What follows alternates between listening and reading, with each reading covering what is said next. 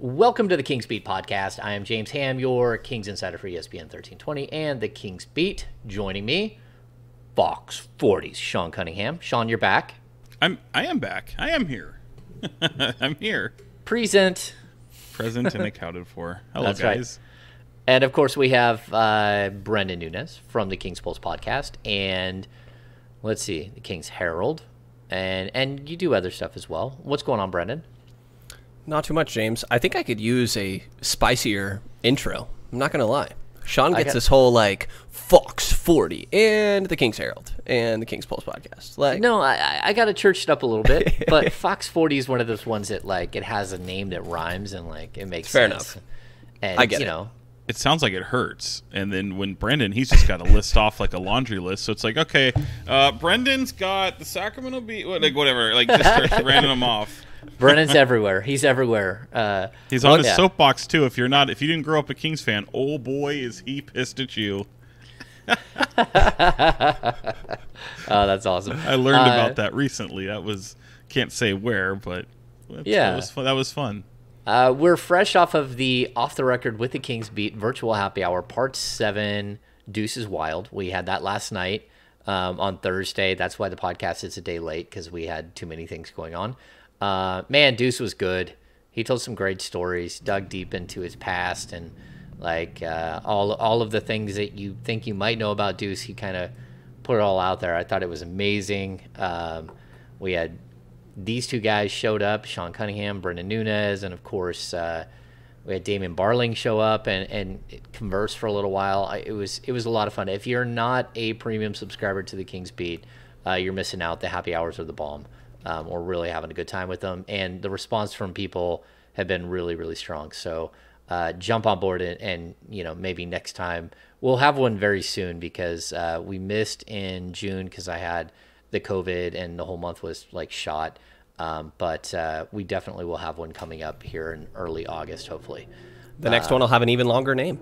It will have even a longer name. It'll be part 8. For sure, but I like expanding the name out and making it ridiculous. I think it's the best way to do. It's very Indiana Jones-like when you all these part whatevers. I guess although Indiana Jones didn't really change his name, but you always had Last Crusade or some sort of maybe it's Star Wars. I don't know. Sean doesn't know. Episode 4. Fast and Furious. The New Hope. New Hope. That's awesome. Brenden, Star Wars is a science fiction film, a series from the 70s by George Lucas. 70s? Yes, late 70s. Holy. Yeah. Can we talk about that really quick? Because you got really half-cocked when you learned that some Kings fans didn't start Kings fans, and I was super amused. Did I? What are you? Yeah, you got very angry. Okay, it's the one thing maybe we can talk about from because I was worried, man. From the happy hour? Worried. Yeah, from the happy hour. You found out that there were some advanced.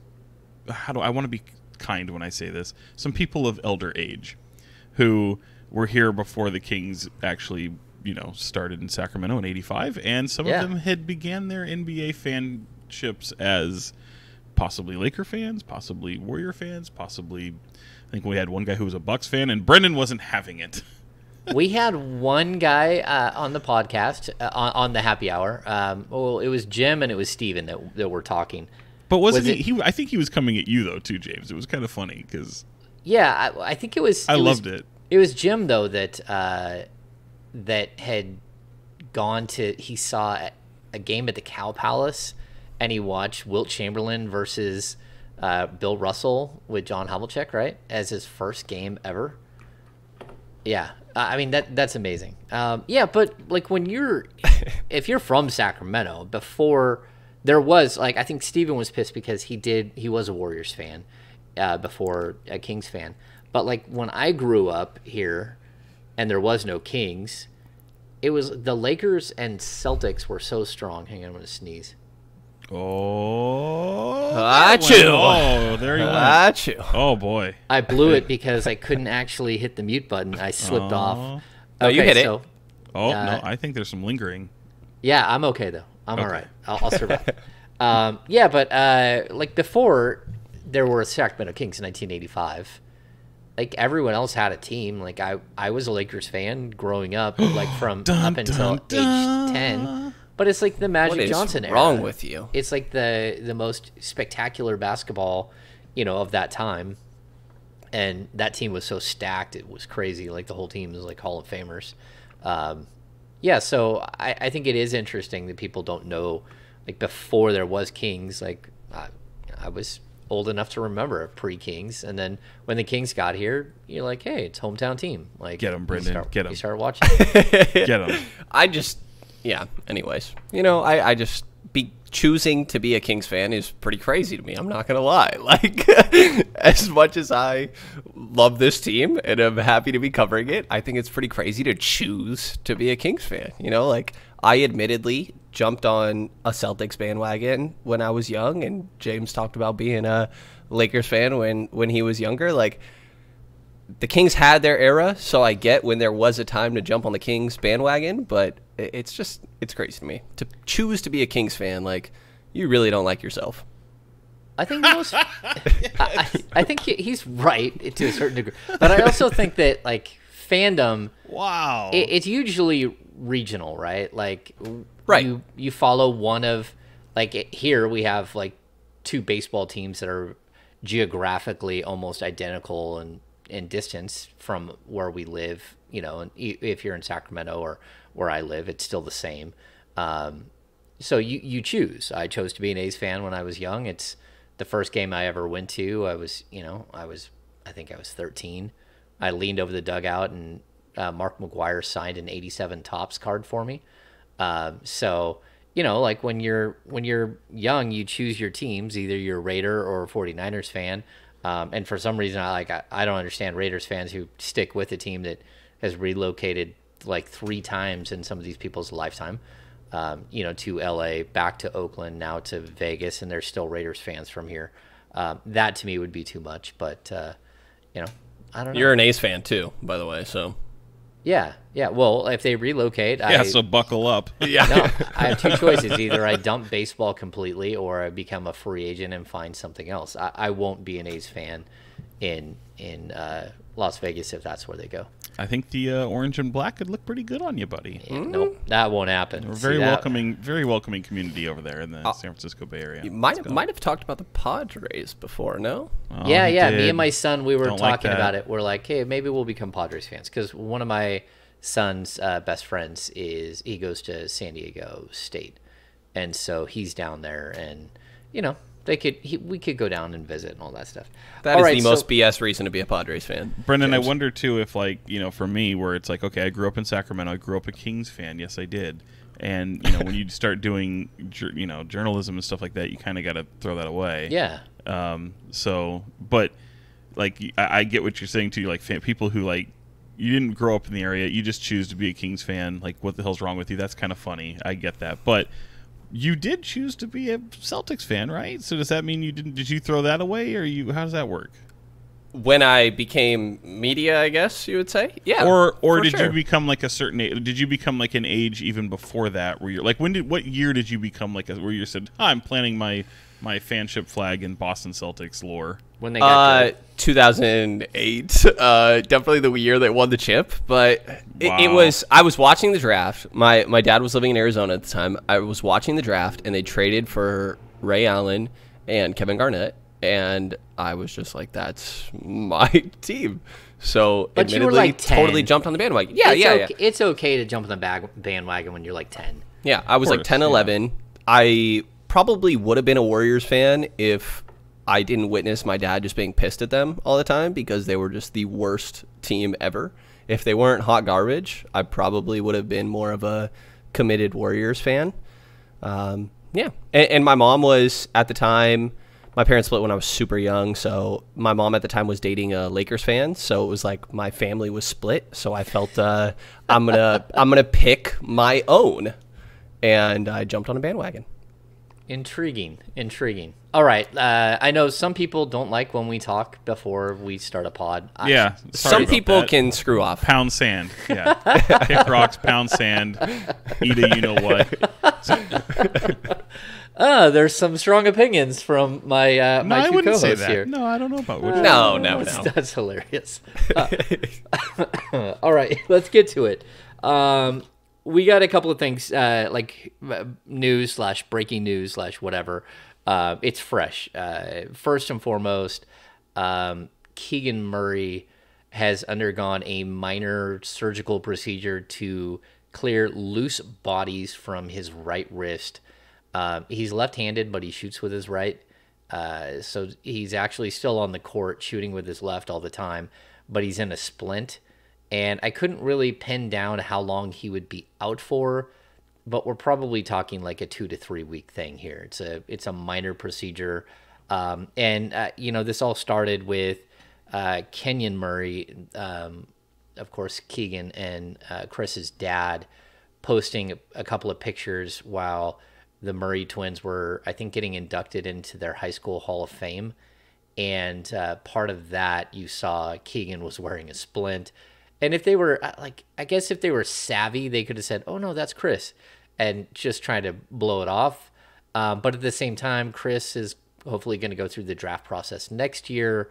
And what you don't want to do is have some injury lingering over him as a prospect. Sean, you got anything? Anything interesting you've heard about this? It seems like it's pretty minor and not a big deal. Yeah, minor, not a big deal. It's not something that would be expected to impact not only the season but really training camp. Like, I don't think there's any belief that it's going to keep him out or stagger that or any kind of thing. But it is odd because, I mean, let's face it, it's an injury, and when you say procedure, that's still surgery. So yeah, you were cut upon, and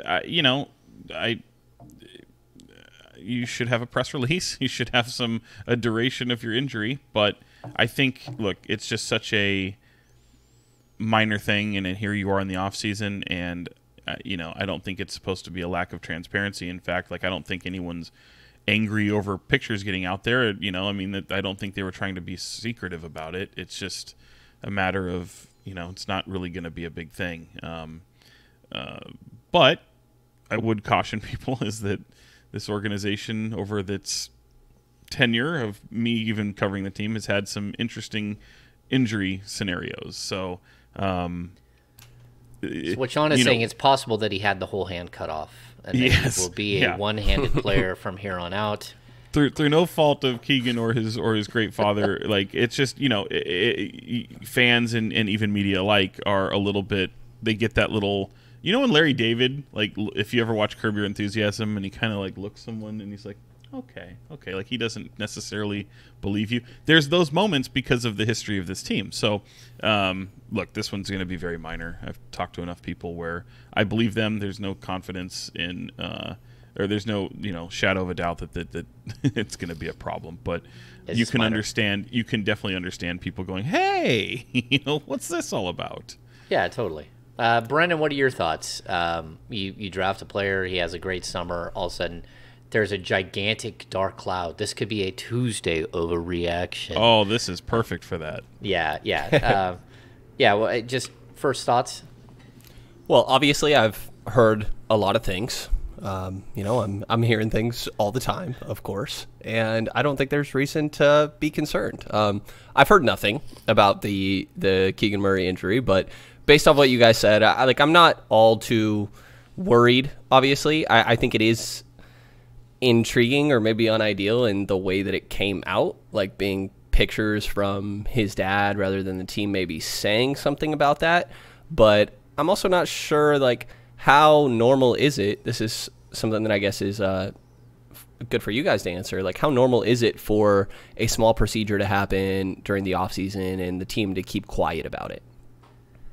I don't know. I remember very specifically Bogdanovich undergoing a procedure on his knee, and they press released that. But also with wrists, I think it's interesting because we saw Terence Davis break a wrist last year during the season. Tyrese Halliburton broke his wrist, which ended his college career early, and he didn't seem to be like bothered by the situation at all. And we're in both of those situations, we're talking about broken wrists, not just like a minor scope. Again, anytime you do get cut on, that's not a great thing, but I think it's at least good that, we're hearing a little bit here and there about where it's at and that it's okay and it's not a big deal and the team doesn't consider it a substantial issue at all. I think the team was going to do it. I think it's just, as they're, I think, it's unfortunate that the pictures maybe surfaced before the team had a chance to, kind of get their ducks in a line. It might be a little bit of a learning lesson there, but, it just kind of is what it is where, it's minor. It's still the off season, not to make excuses like it's unusual. It should have been a press release probably right away. But again, it doesn't really matter the significance of the injury right now because here we are in July and almost a few more days before August. So still a month and a half or so away from even guys getting ready for camp or getting there for camp, and September is where everything kind of crams in there. But yeah, I mean, anytime you have an injury, you've got a duration of injury and things like that. So this one is, again, I think the message is pretty clear that they're not expecting it to linger and be anything serious. So yeah, it'll be fun. It'll be fun to, again, however, if it blows up in their face and this kid's still got a wrap on his wrist a week into training camp or he can't play or whatever, then that's when things, the little peculiar and the pessimism will definitely, you'll know why, and then they'll be hearing about it. Yeah, if you go to shake his hand to meet him and he won't shake your hand with his right hand, it'll be like, okay, what's going on here? Yeah, no. I mean, he's going to be fine. He's going to be fine. As long as he doesn't go full Marvin Bagley and has two functional hands while playing basketball, I'm happy. Yeah, I mean, isn't that... that was always the issue that I had is, if you're going to break your left hand and you're a guy who has never been strong with your right hand, why wouldn't you stick around and work with the training staff and try to develop your right hand for a month while you're rehabbing? That's just me. Okay, so let's get to the other bit of news. The Sacramento Kings have signed a franchise-changing reserve point guard that will change the win total and everything else. Matthew Dellavedova is back in the NBA after missing last season, and he is a Sacramento King on a non-guaranteed one-year deal or partially guaranteed one-year deal. Brenden, is this a guy that will change anything? Are you? I know Bryant West is out there celebrating. He may actually have a drink this morning to celebrate. Maybe he's drinking a mimosa or something to celebrate Dellavedova is a Sacramento King. But this is a steady hand that can at least help out here and there. Is he the guy that you would have chosen? What are your thoughts? Well, Bryant West might be celebrating because he's a St. Mary's guy, and Dellavedova is also a St. Mary's guy, so that might have a little bit to do with it. No, Delly does not change anything. I think that the Kings needed a third-string point guard. Yep. And it's just if Fox or Davion go down for a handful of games, I think that you're going to see 15, 20 games that Delly gets actual minutes. And in my mind, it's in the case of injuries. And I don't think it's significant minutes in any of those moments even. I probably would try Malik Monk or Kevin Huerter out there as the primary playmakers before I'm even looking towards Matthew Dellavedova and just running the offense a little bit more through Sabonis. So, I think he's good. He's fine. Depth. He's a third-string point guard.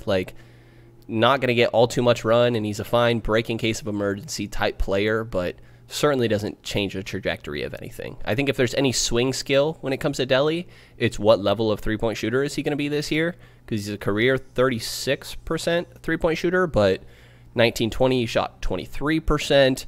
In 18-19 he shot 33%, 37% the year before. There's a year of 41%. So I think the coin you're flipping is kind of what level of three-point shooter he's going to be, and that's the swing skill for him. But either way, it's a solid signing. I'm glad that the Kings got a third-string point guard. They definitely needed one, but it doesn't change anything in my mind.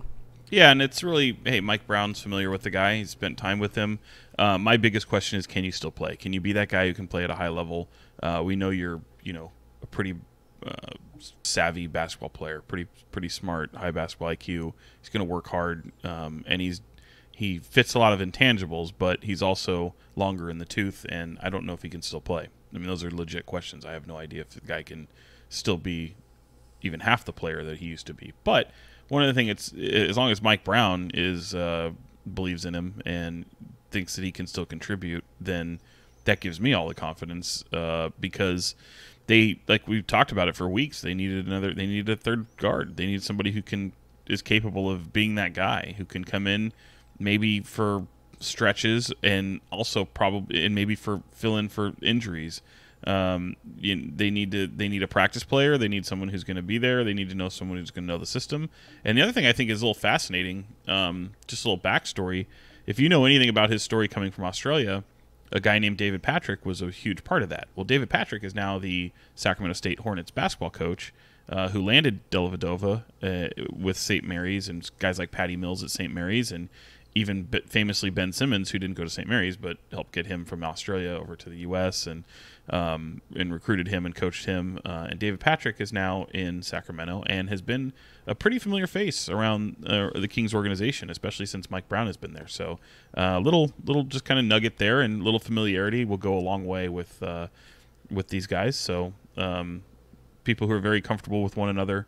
And you're trying to build on something here. So it's definitely a veteran, and it's definitely someone who has competed at all levels of the game. So I think it could have a good impact on the team. Yeah, Sean just clearly said that Ben Simmons is coming to Sacramento. There it is. That means. Boom. That's a secret tie right there. The secret tie that gets Ben Simmons to Sacramento. Let's see. Dellavedova, he's 31. He's almost 32. He did not play in the league last year. When he did last play in 2020-21, it was only 13 games. And over his previous 4 years, he'd only played 118 total games. I think that's what Sean's talking about. Like, can he even still play? And I think that's a big question mark. And he's a savvy guy. He's also a tough guy. He's a guy that doesn't mind mixing it up and causing a little bit of trouble. There's been times where he's been called a dirty player. I would like to see the Kings get a little of that, like, intensity behind the scenes. Absolutely. And so, like, while he's not, I mean, would you call him a dog, or I'm not sure. No, that's reserved for Keon Ellis. Yeah, maybe. Excuse me. There you go. But yeah, this kind of reminds me. I brought this up to Brenden earlier. He, of course, doesn't remember this at all, but Sean would remember that the Kings brought in Jordan Farmar during the Dave Yeager era, and he only played 2 games in a Kings uniform, and most people forget that he actually played in Sacramento. But he's a guy that came into training camp and was like a steady influence, was able to help sort of implement some of the ideas that Yeager was putting on the court, as more of like a coach on the court. Like, if he was not good. No. Well, I didn't think he was done. Yeah. He was done. The guy was done. He had a pretty decent offensive game, I think his second game, if I remember correctly, but he was and then they shot. Cut him. Shot. Yeah. That was like the take the horse to pasture and blow his brains out. And that's exactly what happened. I'm sorry, man. That's what happened. The guy never played basketball again. Sean just took Jordan Farmar to the Glue Factory. I remember looking at Animal Jordan Farm stuff going on right here, Sean. I looked at one of their executives in the eye, and I said, "What is this? What is this? This is not an NBA player, man." Yeah, sorry. Well, I think that's what Sean is he's got the gun out and he's oiling it. He's oiling the gun just in case it's needed for this situation.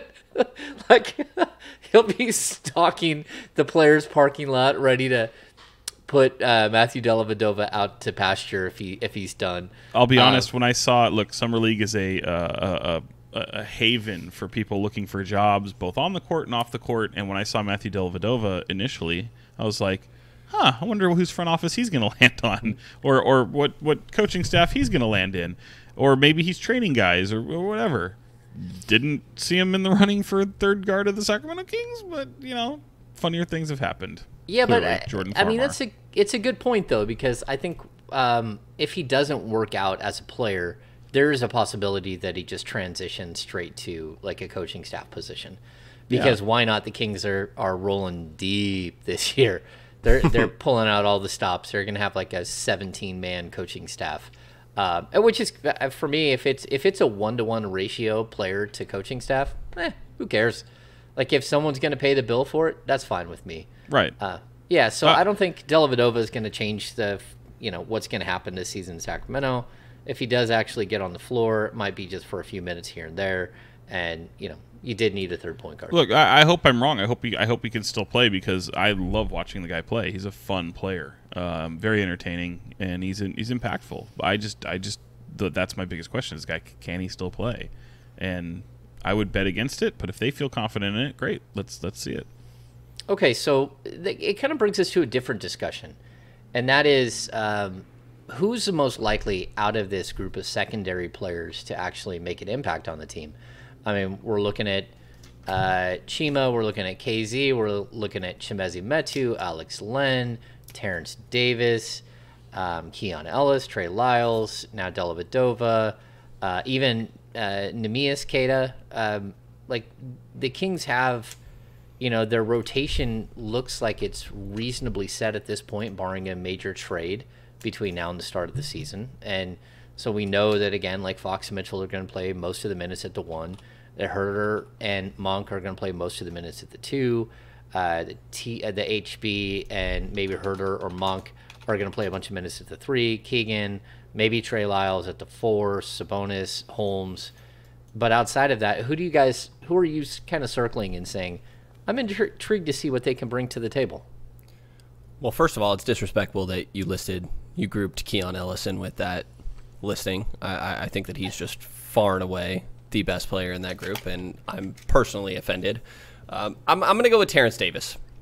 I think that from the guys that you listed, he has 1 year left on his contract. Kind of want to see what you have with him. And I think there were moments, like specifically when the Kings first traded for him, there was that second half of the season where he looked really solid. Like if he has a year where the ball is going down from beyond the arc and his percentages from range are solid, then I think that there is an opportunity for him to have a chance on this team. Like I think there's moments, like you mentioned, where Herter plays the 3, or maybe even TD is playing the 3 a little bit here and there because the depth at the 3 is maybe not the most ideal. So I think that I'm going with Terence Davis, and I think on most rotations he probably would have a 15-minute a night type of role. Like we saw him play a solid role in Toronto. It's just the Kings out of nowhere have a lot of 2-guard depth. So I don't know how much opportunity he'll get, but I think that out of those guys you mentioned, I'm going with TD. Sean, what do you got? I'm a little conflicted. I think it's just to play the game, the silly game. I think I'd probably lean towards 2 players, and I think there's 3 that I'm thinking of, and they all kind of play right around the same position, which is, it's the Chimezie Metu, Trey Lyles kind of position, possibly someone like Chima Moneke, because I think how you define impactful players, it will differ to certain people, because I think a lot of people are just solely focused on offensive numbers a lot of the times, and this guy can score like someone like Trey Lyles. He can come in and probably get you 12 points, 10 to 12 points, and stretch the floor a little bit. And you saw it in stretches last year. I mean, shoot, when he came to the team, I think he had 2 games where he was up there 20. He had that 125-point game, I think it was. I mean, it was a big number he put up. Do you remember that? Mm-hmm. Yeah, so, I mean, somebody like that, and then I think a fan will say, oh, that's super impactful. It's like, okay, yeah, it is. But when you look at what guys can provide defensively and length on the floor, and I think that can be also defined as impactful in a bigger way because this team has added so many things that scoring should not be a problem. So I feel like a guy like Chimezie Metu and even Chima Moneke, who is known for impacting the game in a positive way, even though we don't really know what it might look like. We don't know if he might even be a rotational player at all. So I think it has potential to be somebody like Chima Moneke, but I think the really 2 guys that will really maybe be the most impactful, depending upon what the role becomes, in my opinion, would be Trey Lyles and Chimezie Metu, and I'd probably lean more to Chimezie Metu at this point. Interesting. I think I'd even go a different way than both of you guys. I think Terence Davis is going to be there. Like, he's going to be a guy that you have to balance out how does he play, where does he fit into the grand scheme of things. Again, I thought he played really well at the small forward position last year when they gave him that opportunity before he got hurt. And I also know that coming into like the season last year, he had lit, like, behind the scenes, he hit everything. Like, they said he was by far their best three-point shooter, and that was with, guys like Tyrese Halliburton and Buddy Hield. They said he was just, like, he hit everything in training camp, and they were surprised that he got off to a slow start and surprised that the season kind of went the way that it did.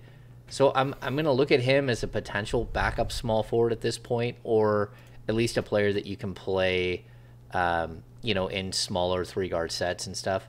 I'm slightly concerned about his mixing with Malik Monk, because I do think they're similar players, and I also think that they're players that are, like, they're fun, but they also, on occasion, make mistakes, and sometimes putting two of those guys together is, like, a bad mix. But outside of Terence, and again, I can see Sean's point with Metu, and even, like, I don't know what Chima Moneke is going to look like at all. Well, like, I don't think anyone really has an idea what he's going to look like on an NBA floor. But Trey Lyles makes a lot of sense too. But I think that KZ Okpala has an opportunity, because of the way the roster is constructed, to be a guy who sees some solid minutes at the three, if he's the backup to Harrison Barnes. I think the competition for who's going to be the backup small forward is kind of interesting. I think Terence Davis is in the running there. I think Moneke's in the running. I think Paula and, there's even Herter should get some minutes at the three. But they need to find somebody that can play that position. So I'm intrigued by him, by Paula, because he's just so long and athletic, and he really can be a shutdown defender. He reminds me of, like, at a minimum, I think he's going to be what Mo Harkless has been the last couple of years for this team. And that's not because I don't want to, like, downgrade who, Mo Harkless is, but he just really wasn't that good offensively at all and hurt you. And even though he was such a negative on the offensive end, the Kings were, like, almost 500 when he started. So I think he can be one of those players that has a bigger impact on the game than actually looks in the box score, just because of his skill set. And if for some reason he figured out how to shoot a three, then I think you can actually, count on him for being a player. So that would be my choice. That's a very big if. Yeah. Do you think he's playing rotational minutes pretty early on, or do you think it's, like, situational and if he proves himself? I think it's going to depend on what the Kings are looking for. If they struggle defensively, you have to turn to defensive players, and he is a defensive player. We watched, even if you watch some of the Nigerian national team, they used Okpala against some of the best players, the best scorers. Yeah, against perimeter players all over the place. And he was able to hold his own. He's got great length. He was in a great program and with the Miami Heat. It didn't work out there because, they turned to some players that were a little older and a little more seasoned and did things that, maybe a little bit better. And so I don't know. He's a guy that's intriguing to me. Like, you got to find a diamond in the rough if you're the Kings. And, I think Chima Moneke is one of those guys that could be a diamond in the rough, but I think KZ Okpala could be as well. Am I crazy? No, I definitely see where you're coming from. I think for Mezzi, this kind of feels, and maybe I'm being over dramatic with this, but it almost feels like a make or break season. Like, I think I saw him. There were moments last year where Mezzi looked really good. Obviously, he had that game winner against, I believe it was Utah. He had his moments. He also had moments where he was, what felt like 0 of 7 in the first quarter of the game. And the rest of the team maybe had less field goal attempts combined than he did. So, like, I'm interested to watch Mezzi when it comes to his career arc. I feel like this is a pretty big year for him. Yeah, I'll take it a step further. I think there were moments where he'd become frustrating because he was really looking to get his. And I think he was better when it was just in the flow of the offense and obviously what he provides defensively. So, what does he provide defensively? Well, I mean, I think the length and passing lanes, team defense, he can be a good player. I mean, obviously he's not a solid defender, but I think he can be if he's got better defenders around him. He's a guy who should be able to flourish in a system of team defense. And I think that's something you're betting on. So as James brought up the Nigerian national team, like you could see moments of that look different than what he is with the Sacramento Kings. And so I am a little bit more of in the belief of that. Like if you can be a good team defender as opposed to a one-on-one defender or just getting lost in the pick and roll, which happens quite a bit. Those are some of the things I would be relying on if he's on the team. A lot of times if he's just trying to be the guy, look, he had to play a role because they had nobody else, trying to be a stretch four, trying to be this guy who's going to just chuck and show that he belongs. Like, I get it, and I do agree with you. Like, this is a make-or-break year for him. But I think every year he's gotten significantly better. Like, he's doing things that I didn't think he would. I didn't think he'd be much of a factor when he first landed in Sacramento. So this is growth. This is good for him. And I think I agree. I do think this is a make or break year, but I think he can be an impactful player away from the basketball where he's not just scoring the ball. I think there are moments that he does shine in that.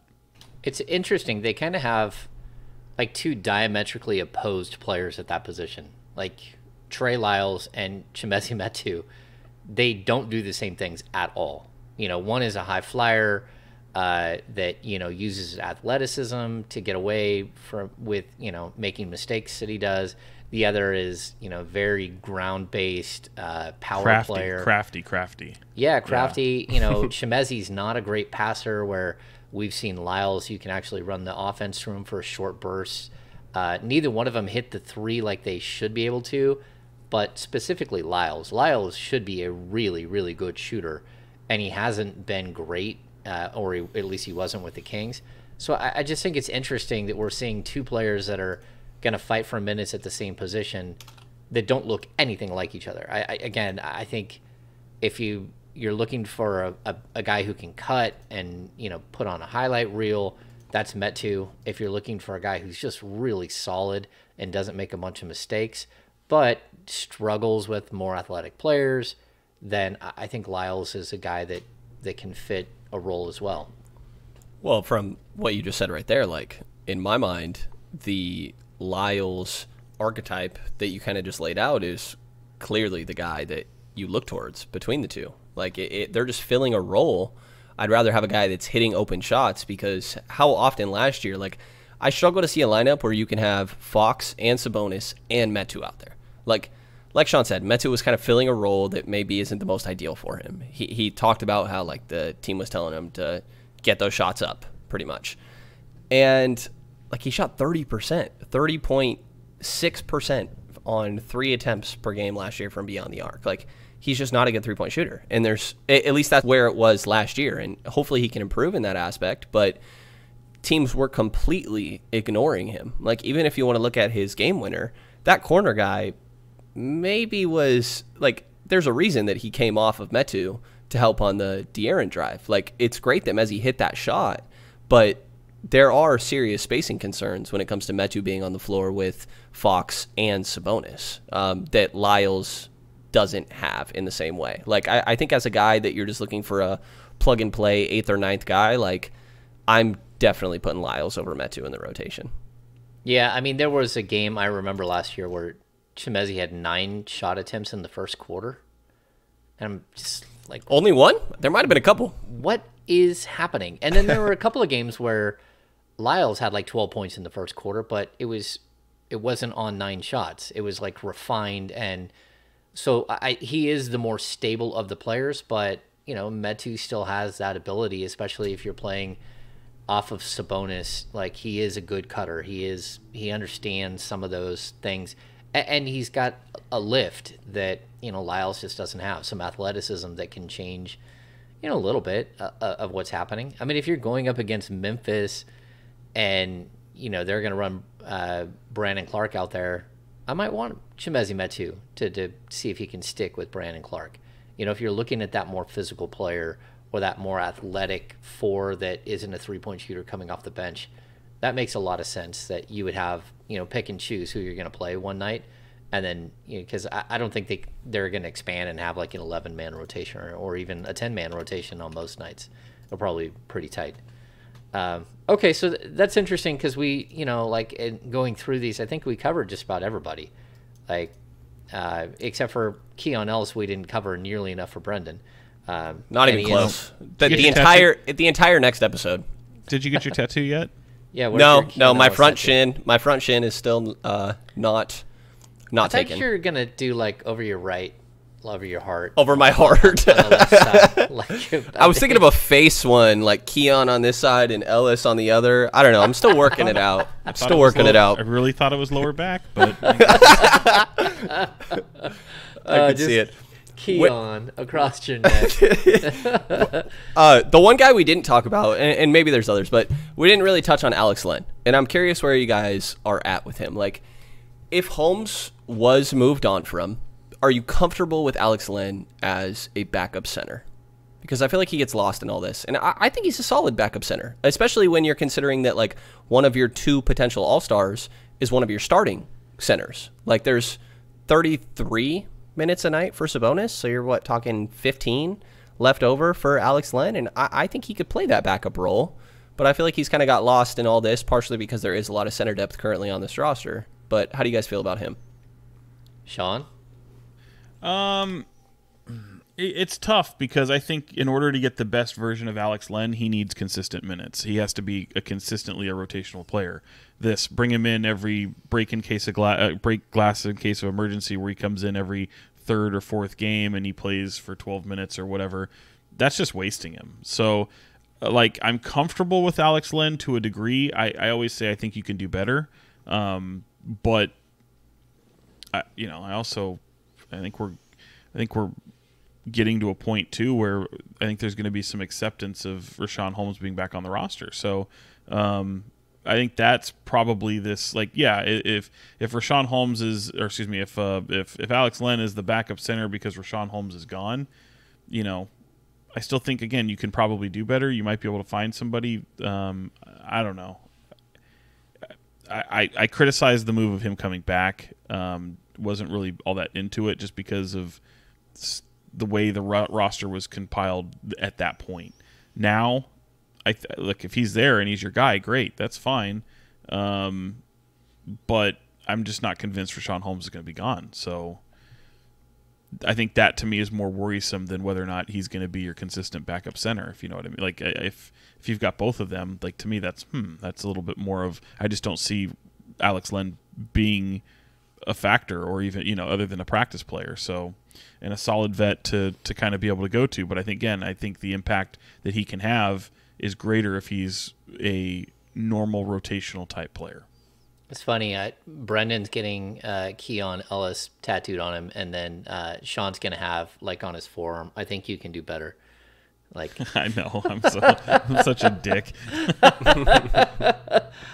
Here's what I'll say about Alex Len, and it kind of mirrors what Sean says, but I think there's a specific reason why I think this way. You have to play Alex Len consistent minutes, or you can't play him at all, because Alex Len, for whatever reason, is not a player that can stay in game shape. He's a player that takes a long time. Anytime he's either got COVID or he's got injured, he always takes a long time to get back on the floor. And even when he is back, we'll see him at practice, but he's still a month away. So if you're not consistently using him, he becomes like the 10-man. He just gets really creaky, and it's hard to get him going again. So if you're not going to play him, then you almost don't play him at all. And I think that there's a better chance of him not playing at all this season, or very, very sparingly, especially if Richaun Holmes is on the roster. And I think there's even a higher likelihood that if Holmes is on the roster and something goes amiss and it's, a short-term injury thing, that we'll see Neemias Queta over Alex Len. Just because I think the break in case of emergency thing with Alex Len is like you got to break that thing like 2 weeks in advance and hope that it will be ready. And like this isn't a knock on Alex Len. I think it's more about his body and just the way like his body reacts to injury or to illness or anything else. So that would be my concern. And so I actually think there's a higher likelihood that we see like Keita play than we see Alex Len play, especially if, Richaun Holmes is still on the roster. Because, I mean, we know Sabonis is going to eat all those minutes. Holmes is a more versatile player. There could be a game here and there where you have to go to Alex Len just because you're playing against some monster that gets your guys in foul trouble early. But I don't see him as a major piece to this season. But then again, stranger things have happened, Definitely. Worst case, just throw Keon Ellis at center and you'll be fine. I think that is the answer to everything. No, but I know you're tongue-in-cheek there, but like I would even see a point where Trey Lyles was moved over to the center position for short stints over some of these other guys just because he's big and strong. He's a hefty guy that he's probably more of a 4-5 right now than he is like a 4. And so I could see him actually eating some minutes, and he's a guy that you can actually run a little bit of offense through, where the other guys aren't really that player at this point. And Nimi is one of those guys that could develop into that, but you want to get him as many minutes as possible at the G League level. Okay, so outside of that, we have a couple of things that are happening around Sacramento. Number one, the Sacramento Republic. Congrats to Kevin Nagel and that entire organization. If you missed Wednesday's game, that was absolutely nuts to watch a game go full like 120 and be a draw and have to go to PKs, and then to watch the PKs that happen were absolutely spectacular as well. Of course, they did not miss. And I think it was the fourth PK, and is that Foster? I don't even really know. Yeah, I know Malik Foster. Yeah, I know who Roro is, but like the Paneka. Yeah, I've never even heard of that until Disrespect. I'm not a soccer guy. Yeah, it was Holy cow! I mean, I'm a guy who coached soccer forever. If one of my dudes did that in a PK run, like he would find himself not practicing for the next couple of practices because he'd be running laps the entire time. But that was so incredibly cheeky and amazing. And then you to just watch said him cheeky. Cheeky is the perfect word for that move. It was so cheeky. You're like, oh, I can't believe he just did that. And it was just gorgeous. Like he hit it just perfectly. And then he hit the backflip after in response to the previous backflip. Yeah. It was great. Yeah. Sean, were you there for the event? I was there, man. Yeah, it was as was Monty McNair, by the way. Yeah. Monty McNair was sitting there. Did you go hang out with him? No, I left him alone. He had his family with him, and nice. he was having a great time. Yeah, man. Like his kids were into his daughter was really into it. She's flying the little Republic flag, and they had a great time. There was, I will say this: there was there's been a long turbulent road for the Republic and try to get into MLS and all of that. And I think this is a great moment for them. And I think that night was not only incredible. Like we all know I'm not the biggest soccer fan in the world, but that was a unbelievable atmosphere. You can still see that there's still support within the community, especially when it comes to something like MLS. You can tell that there's still a hunger for it. Totally. People still want it. They would support it. But to see, man, I'm so happy for a guy like Rodrigo Lopez. I mean, he was the team. Think about this, guys. Like the team's first player that they drafted, they brought in, and they made a big that they were staking their claim to Roro, and they won a championship that year. And he has that amazing moment in the championship game and helped get them there. Him and Tommy Stewart, and then this is his third stint with the club. And he's had some just amazing moments in the biggest history of not only the franchise, but you just think of what some of these moments mean to just sports in Sacramento. And he's been a huge part of it, and he's come away, like, think of it, he's 35 years old, man. Like in this tournament alone, he's got and then this is my, when you think about soccer, PKs aren't goals. I get that. But he was tied for the lead before that PK with goals in that tournament alone. So there's a thing called the Golden Boot Award. Like, he's going to get that. He's 35, man. Like, this is crazy. So he's been so impactful. He's meant so much to that. I mean, when I think of the Republic, he's the first person I think of because he's had so many moments like that. And yeah, Malik Foster had the Paneka, the cool little moment we were just talking about. It was crazy. But it's Roro that hit the defining penalty kick. And of course it was him. Like, of course it was him. It's always him. Like, he's the guy that always gets these moments. And he just delivers. He has a flair for the dramatic. And to get them here, Rodrigo Lopez and Felipe, they've been phenomenal. And so that both of those guys have carried this team. Here they are going into Orlando. Man, I don't think it's going to shock anyone to see them take down a fourth straight MLS opponent, man. Like, you kind of expect it at this point.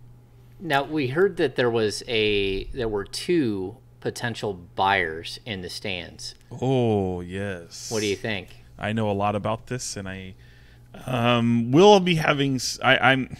Oh, come on, Sean. No, I cannot. Come on, Sean. Here's why.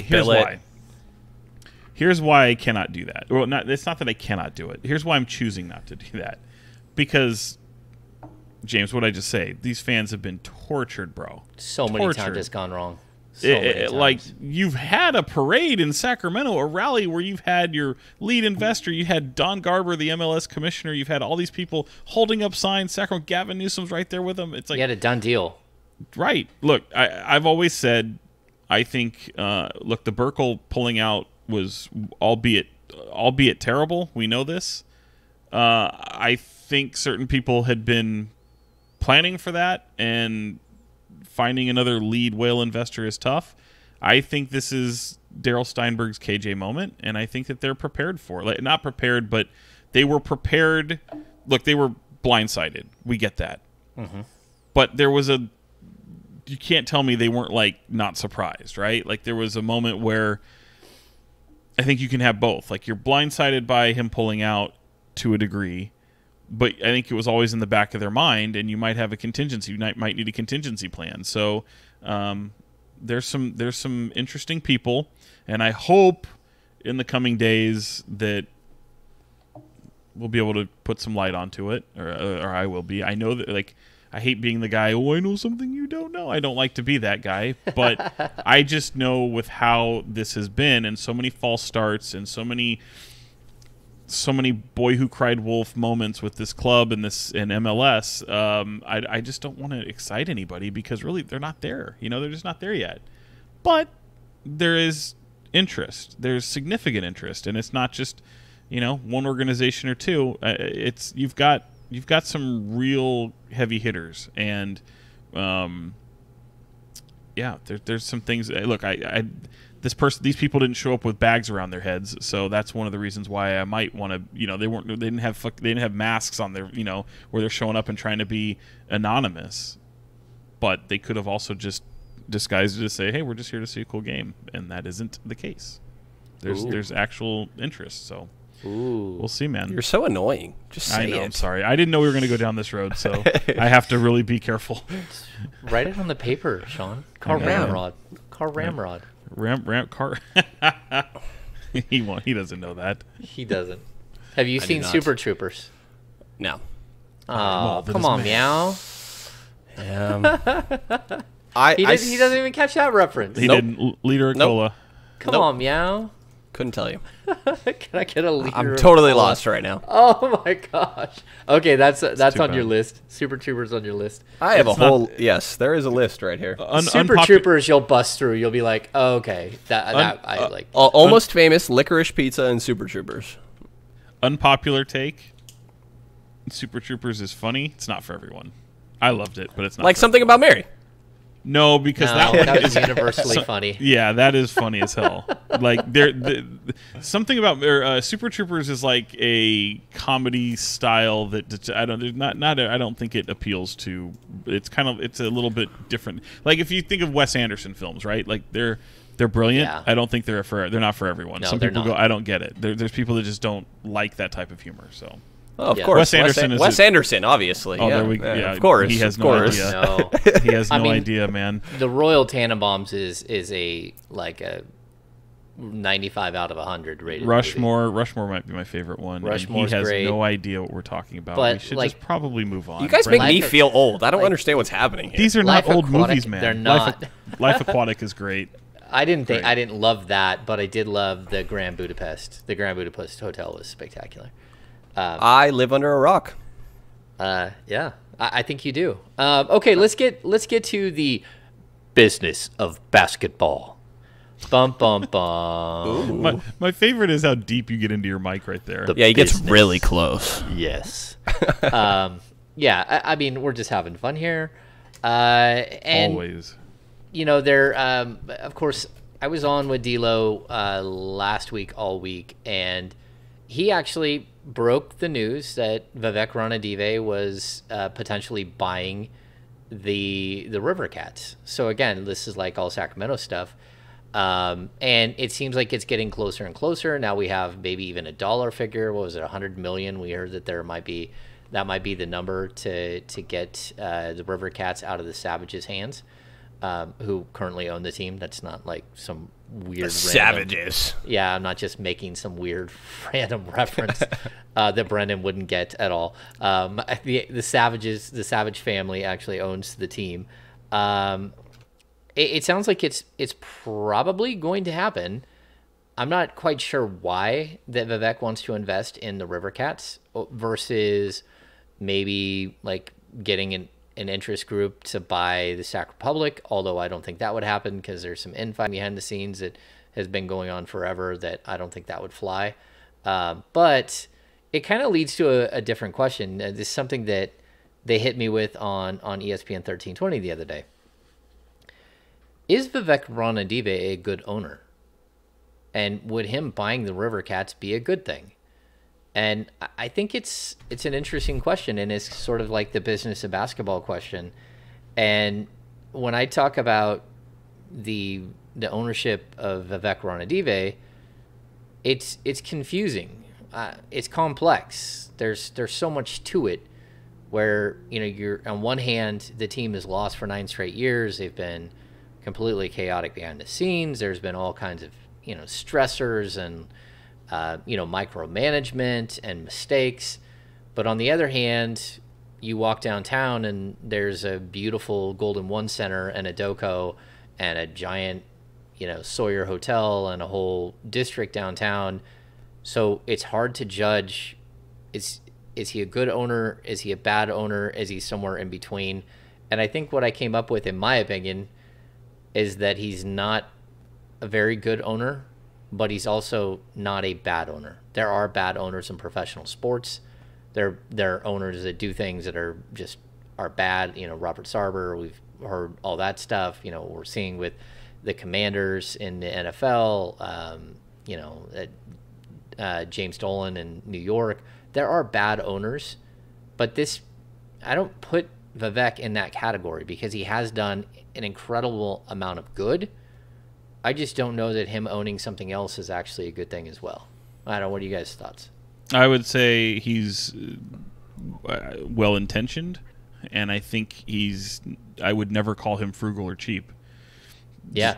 I just really wouldn't. So because of that, you're far from the worst. And, taking over something like the River Cats, which is AAA baseball, it's a Giants affiliate. I know he's a Giants fan.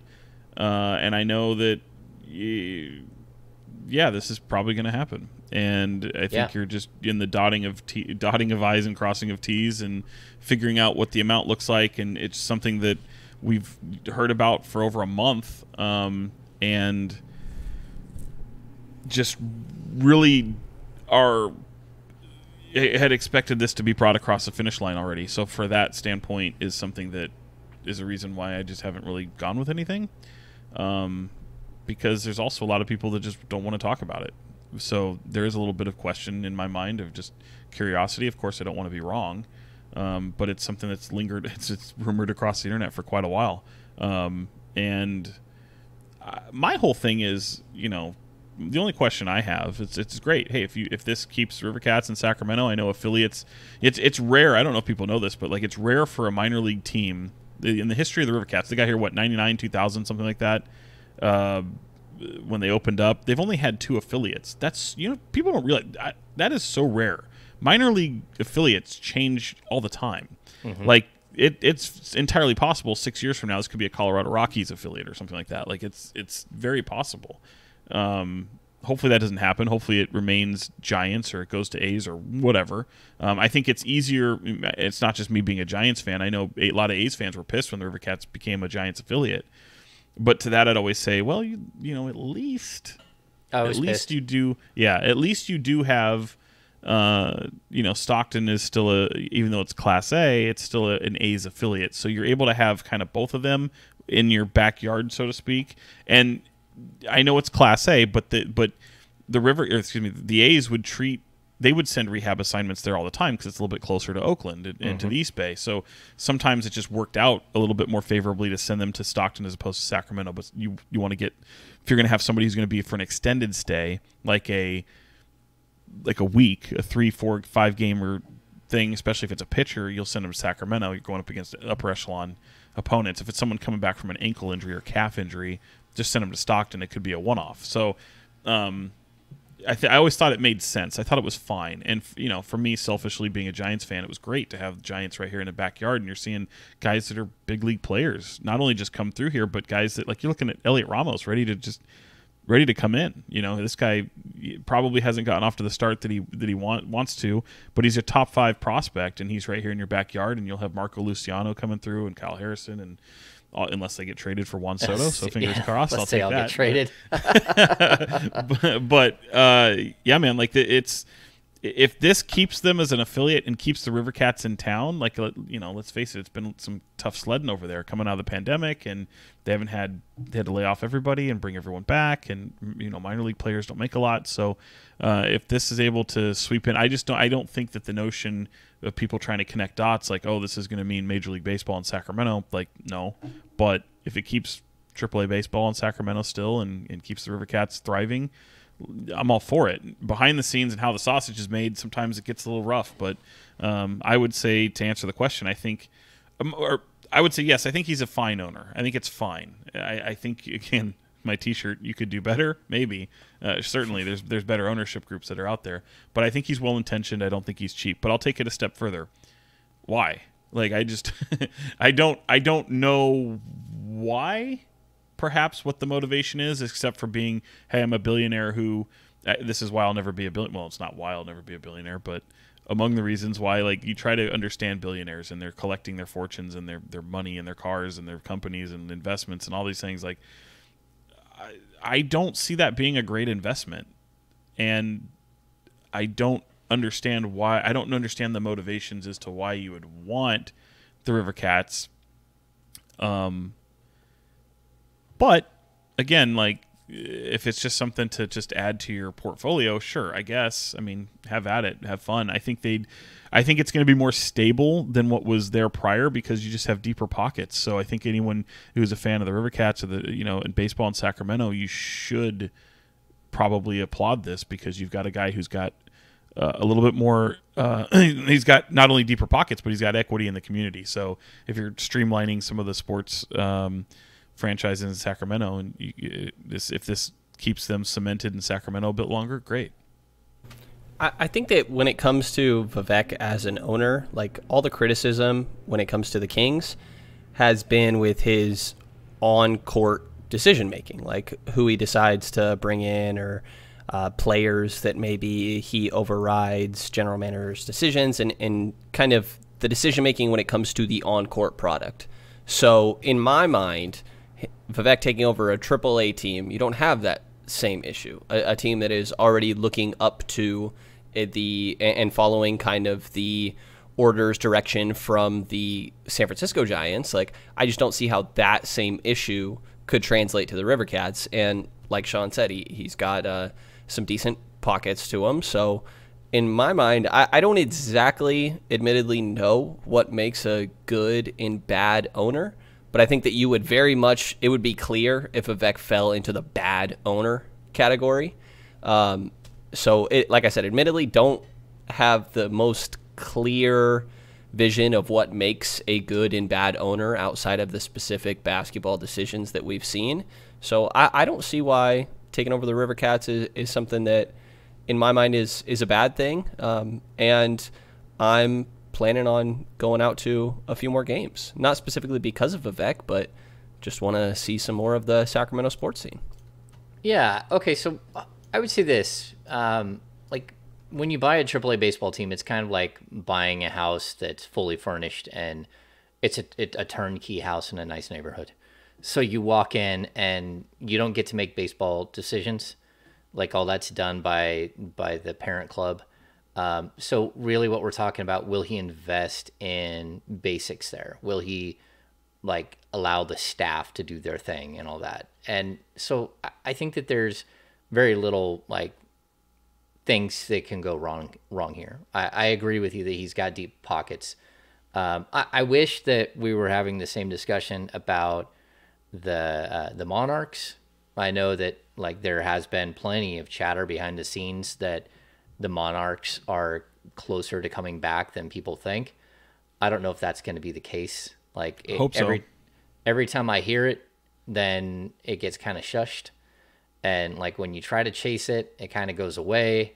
And then it comes back in some weird way. But like I've heard plenty of times that it's close, that there is a possibility for the Monarchs to be back. And that, again, Vivek would be a primary investor and bring back the WNBA to Sacramento. I think that would be tremendous. I just think you need a few more sporting options in Sacramento. I think having the Republic become what it's become is amazing. I wish they would have got their stadium built and all that stuff. It feels like they missed out on opportunities like the Kings did in the 2000s the early 2000s to really like solidify who they were in Sacramento and keep the team here without having to go through relocation and forced ownership change and all that. I think that there was a point where this thing had everything lined up and it all fell apart as far as the Republic. And so I hope that gets done. I don't see anything wrong with Vivek owning the AAA team. I think you could have synergy between the two brands. And I don't think one's going to preclude the other. Like if anyone thinks that his investment in the River Cats is going to take away from a pursuit of the WNBA, then that's not true. Especially, and if you're for WNBA coming back for Sacramento, great. You should be. I am too. I want the Monarchs back in Sacramento, and I think the most encouraging thing is that the Commissioner's Cup, which is an in-season tournament that I'm not a fan of for the WNBA, but they had one, and Kathy Engelbert, the commissioner, said there's going to be expansion in the next couple of years, possibly 2 teams, and she rattled off a slew of cities, and Sacramento is one of them in terms of Sacramento expressing interest in landing a WNBA franchise, and obviously Vivek Ranadive would be a part of that. So hopefully that can still come to fruition. He talked about it when he took over ownership, and talked about it when he was buying the Kings and wanting to be the primary governor for the Sacramento Kings. He talked about how the Monarchs were there. Granted, we're quite a ways into his reign now where the Monarchs haven't happened, but the WNBA didn't expand for a long time either. And actually, they contracted. And it's probably they did, and it's probably in my opinion as popular as it's ever been. So this is kind of the striking while the iron's hot. Is that the right word to say? Whatever it is. Yeah, this could be that moment. Brenden, you got something? I do not have anything on the Monarchs. Admittedly, undereducated on this topic. What happened when they initially left? Did they go to a different city, or they just didn't exist anymore? They just closed it down. Okay. Yeah, but I mean, unfortunately, some of the greatest WNBA franchises ever are gone. So, like the Houston Comets are no longer in existence, although they did relocate, right? And I think they relocated. So did Detroit. Twice, and Detroit as well. So these are like some of your storied franchise from the beginning in the late 90s, right? That's when the WNBA started. Yeah, it was late 90s, and then they won the championship, and then 2 years later they were gone. So 2005, right? They won the championship. Yeah, it was a lot of fun, man. It was a lot of fun. You had like the pioneers of the WNBA. You had some of the greatest players to ever play in the WNBA right here in Sacramento, and Yolanda Griffith and Ruthie Bolton Holyfield and Tisha Penicheiro, who's unbelievable. So Carol Lawson, yeah. I mean but more so. I mean, those are Hall of Famers. Like those 3 right there. Yeah, the first 3. They're all Hall of Famers. So and Ruthie, or excuse me, Yolanda was just, I mean, it was her and One of the Lisa greatest Leslie players. and Tamika Catchings. Those were the three bigs in the league that were just unbelievable. So Yeah. Yeah, man, I can't wait to see the WNBA back. I was a huge, I liked women's college basketball. I still do, and so me becoming a fan of covering the Monarchs, which was a lot of fun. It helped me grow as a journalist, and it was great because a lot of media in town, and y'all know who you are. you really thumbed your nose at the WNBA, and it was not a good look for a lot of people and a lot of even organizations. They just did not want to cover them, didn't see the worth in it. They didn't even want to cover them at arm's length, and then when they had to during the championship run, because it was just too relevant to turn your nose up at or turn a blind eye to, I think hopefully that moment showed a lot of people, but it's just unfortunate that the Maloofs, they had to do what they did and shutter the franchise after that because of to save money and not they didn't become the they were the millionaires living in the billionaires world at that point. Yeah, it's interesting. I've covered one River Cats game. I went to a game. They treated me so incredibly well. They walked me all over. They had basically someone show me everywhere. I asked for two players, and it was Michael Choice and Sonny Gray, who were like super, super high-end prospects at that point. I got both of them for like 5 or 6 minute interviews on my own. There was no one else covering. And like, I don't really have a platform where I would continue writing River Cats, but just the experience itself was spectacular. I loved it. I thought it was amazing. I love sitting there at the ballpark and taking it all in. It's hot, Sacramento's Dude, it's hot. baseball. Baseball's a long day to cover. It's a long day. I get asked a lot. They go, if you Yeah. could cover anything in the world, like what would you want to cover sports wise? And I always give it a lot of thought because like I always say football is probably the most formulaic, where every day you're doing the same thing. You know what to expect any day. Baseball's the one where you get there 4 hours, 5 hours before the game starts, and it's just the longest day. Basketball's pretty quick, man. But if you go to shoot around, that's a long day. So Yeah. Yeah, I think baseball is so interesting because when you're so used to writing basketball, you have to have everything planned out, and then sometimes it teeters in the last minute, right? You can have like your lead change 5 times in the final minute of a game in basketball. In baseball, a guy ropes a home run to take the lead in the 9th inning. You can rewrite your story in the next 2 pitches. It just takes so long, especially when you're used to the pace of basketball, that you're like, okay, I got it rewritten. And then your story's ready to roll as soon as the game ends. It's just a different feel. You do batting practice, it ends, and then you have like 4 hours before anything. So you could write 6 stories and not even be pushed. Just like, okay, this is what I covered. I got one-on-ones with this guy, and this guy. No one talks to anybody. Everyone, when I was at the A's, everyone's just standing there in the locker room, but like standing there, not going over and approaching players. And the players are very approachable, like have no problems having conversations with you. It's just totally different. It's so much different than basketball. Basketball is so regimented, at 5:15. Well, AAA is different. Talks. Baseball is different than the NBA in general, but AAA is vastly different from the NBA. Yeah, totally.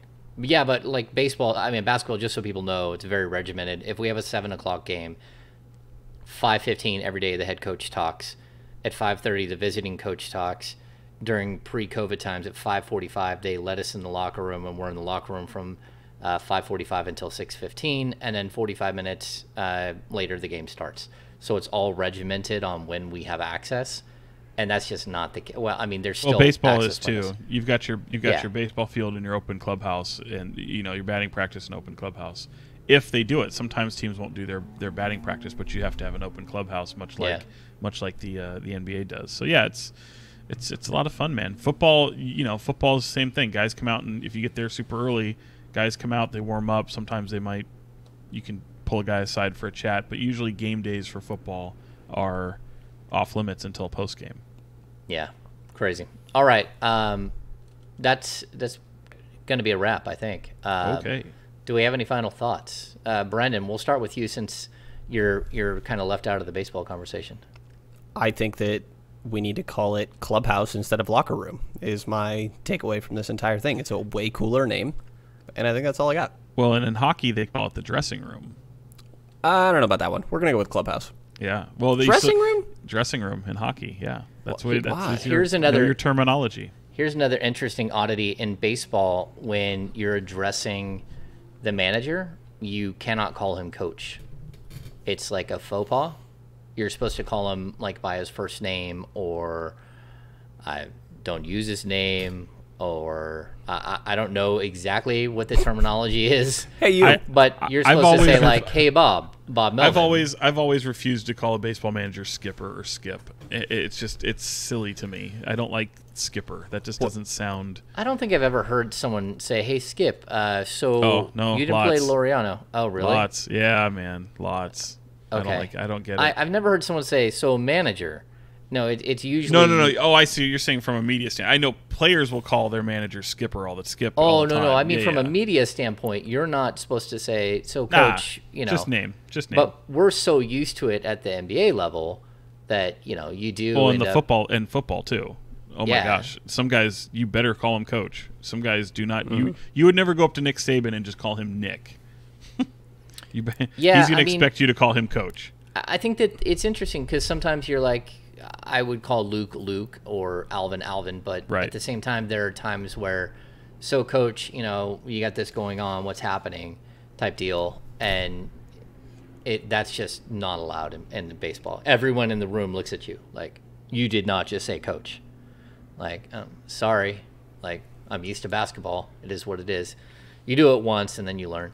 So that's a rookie move. I was unsure at first with basketball, even of like with Luke and Alvin. Am I allowed to say Luke and Alvin, or can I say coach? And kind of don't say like Mr. Walton. No, don't do that. Yeah, Mr. Brown.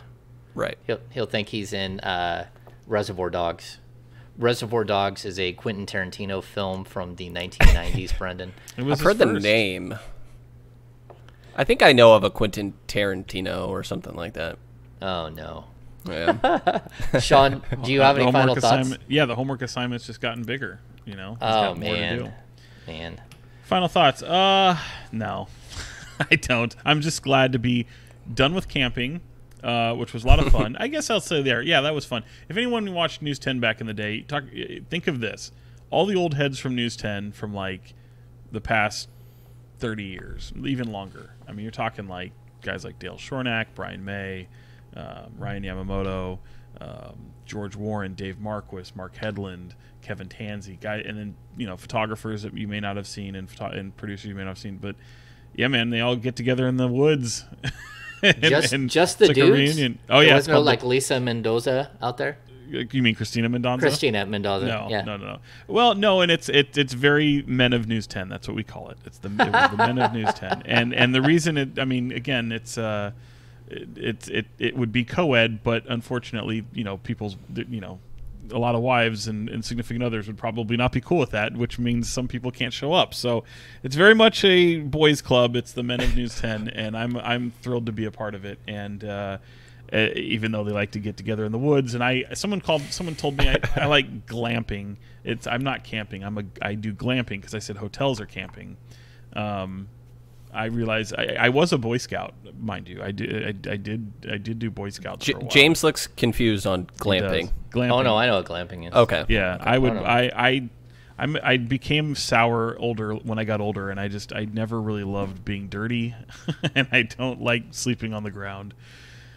So, and I can do camping. I love camping. I can do it for one day maybe. I don't want to do two anymore. You don't love camping, Sean. Don't love it. No, I don't love it.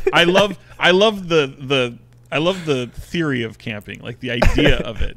But the execution of it is like, I'm not going to waste all this money and buy all this gear that I'm going to use I just can't get it in my head where I'm going to go purchase a sleeping bag and a tent. And that's the other thing. I'm looking at these old guys.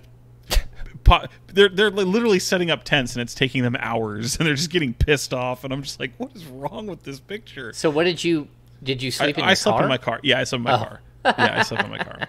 which was awesome. It was very enjoyable. And, See, as a kid, I camped all over the place, and like we went all the way to Canada camping. I've camped everywhere, and my boys don't know camping at all. I hate bugs. I don't like dirt. I think I took 4 showers before I finally felt clean. Not doing it, man. That's amazing. But it was also like, I call it camping. Dude, anytime you're camping 20 minutes from a Starbucks, are you really camping? I mean, I joined you guys on the podcast. I went into a Starbucks for crying out loud. That's true. Is that really like I picture camping like you're miles from civilization. I don't know. That's interesting. I've done snow caves. I've been in a snow cave in my life and set up our own snow cave and did that. Like I did that when I was in Boy Scouts for 5 minutes, and then I was like, yeah, this is not for me. But the snow thing was a cool experience. There's no chance in hell I'm doing that again. So just give me a hotel. I'll take a nice little 4-star hotel or an RV. RVs look cool. I do that. I've stayed in an RV before. Could you put up a tent, Sean? Yeah, man, I'm good at it. Like a dome tent, not those ones that have like a fucking like 6. You got like 6 rooms around it. That ain't happening. I can't do that. But if it's like a traditional like dome tent, dude, I'll have that thing up in like 5 minutes. Yeah, Gotcha. Me too. Yeah, like growing up as a kid, like boom, we would pop out. Yeah, the it's easy. everywhere. Some of them have, again, if you have like this bedroom, you have like, some of them have like a second story. Are you out of your mind? And they don't, especially if it's cold, those never warm up. It's like horrible to try to warm up one of those like multi-room tents. Then you're always freezing. Or a dome tent usually heats up pretty quick. All right. I don't know what happened here where we got sidetracked. You said, Sean, do you have final thoughts? And I went off. Sean went off on some tangent, some weird random thing. Final thoughts, James? I can't wait to read the comments. Final will thoughts. be entertaining. Yeah, there we go. Number 1, thanks for everyone who showed up for the Kings Beat virtual happy hour. It was a great time. If you're not showing up to those, you're totally missing out. It's really worth the $7 a month to be a premium subscriber to the Kings Beat. I mean, it's like half the price of going to a movie, and there hasn't been a good movie at the theater in a long time. And this is true. Yeah, it's one of those things where you can show up and it's cool, and you're in your house and you're drinking and we're drinking. I know one guy tried to drop the mic and accidentally hung up on himself. I saw a dude do an absolute bong rip. Do we know who we're talking about? Oh, I didn't see it during the off the record. Yes, man. Oh, I did see this. Yes. Yeah, I was like, my guy, look at this. My guy, no shame. Wow, no shame. Well, hey, but I say my guy, I don't smoke, but I was like, let it go, man. That's amazing. This is your time. So. Yeah, see, and it's off the record. Everyone's like hanging out. We tell some great stories, some really interesting stuff. People learned a lot, I think, last night. About Deuce, about the media world again. So if you're not doing that, if you're not showing up to the virtual happy hours, you're totally missing out. We all hate you if you're not a premium subscriber. No, we don't hate you. Like it is what I it do. is. Yeah. I do. Me and Sean. Okay. Let's see. Number 2, we cracked 2,000 subscribers on YouTube. So again, if you're watching right now on YouTube and you're new to the show or you haven't subscribed before, give us a thumbs up. Go down below and subscribe. And outside of that, stay cool. We're going to keep rolling with the show. We're probably going to bring in guests in the next couple of weeks just to liven things up because it is the dog days of summer. But we're almost to the end of July, and this thing is still rolling, and we're happy to have you here. So thanks for tuning in to the Kings Beat podcast. For Fox 40's Sean Cunningham, and of course, Brenden Nunes. Yes. From the Kings Post podcast whack. And the Kings Herald. That was whack. That better happen every time, damn it. There we go. I am James Ham, your Kings Insider for ESPN 1320 and the Kings Beat. We will see you next week.